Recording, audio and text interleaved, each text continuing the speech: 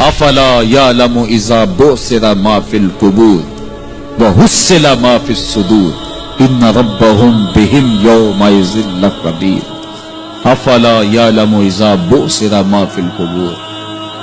اے اکڑ کے چلنے والے، اے ناشکر انسان، اے دولت کے پجاری، وہ وقت یاد کر جب تو قبر سے اٹھایا جائے گا۔ اس وقت کفن بھی چھین لیا جائے گا۔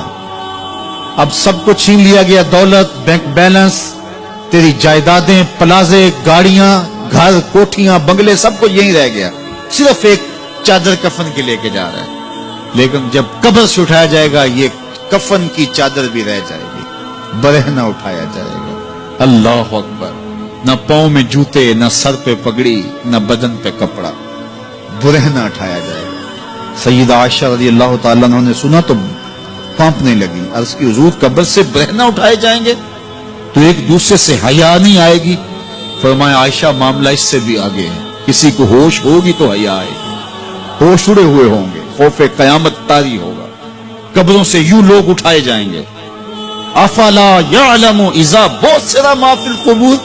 اب بعثر کا جو مفہوم ہے، جو ترجمہ اور معنی ہے وہ تو رہے، بعثر کا جو صوتی آہنگ ہے، جب بولتے ہوئے ایک جھٹکا لگتا ہے تو قبروں سے اٹھتے ہوئے لوگوں کی کیفیت معلوم کرنے کے لیے بعثر کا صوتی آہنگ ہی کافی ہے۔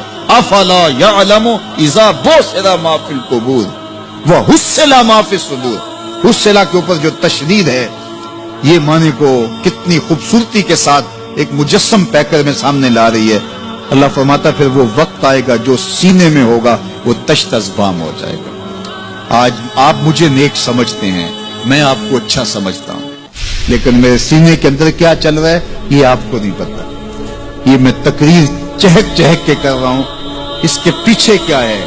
میں آپ کے دل اپنی جانب موڑنا چاہتا ہوں، آپ کی جیبیں خالی کرنا چاہتا ہوں، یا میں آپ کے سامنے پاک اور ستھرا اور بڑا جو ہے وہ نیکوکار بننا چاہتا ہوں، یا میرا مقصد رضائے الہی ہے؟ یہ مجھے پتا ہے، آپ کو نہیں پتا۔ آپ کہاں ہیں، کہاں کھڑے ہیں، میں آپ کو اچھا سمجھتا ہوں، لیکن آپ کو پتا ہے کہ ہم کہاں کھڑے ہیں۔ لیکن قیامت کے دن یہ ساری چیزیں سامنے آ جائیں گی۔ وَحُصِّلَ مَا فِي الصُّدُورِ، اور سورہ الطارق میں فرمایا یوم تبلی السرائر فما لہ من قوت ولا ناصر۔ اس دن سارے راز کھول دیے جائیں گے اور کوئی طاقت نہیں ہوگی جو ان رازوں کو کھلنے سے روک سکے گا۔ آج طاقتور کی بات نہیں کھلتی اور کمزور کی بات اچھال دی جاتی ہے، لیکن وہ وقت آنے والا ہے یوم تبلی السرائر فما لہ من قوت ولا ناصر۔ نہ زور کے بل پہ، نہ زر کے بل پہ، نہ کسی اور بل پہ کسی کام کو روکا جا سکے گا، ہر شے تشت ازبام ہو جائے گی۔ وہ کتنا سخت دن ہوگا۔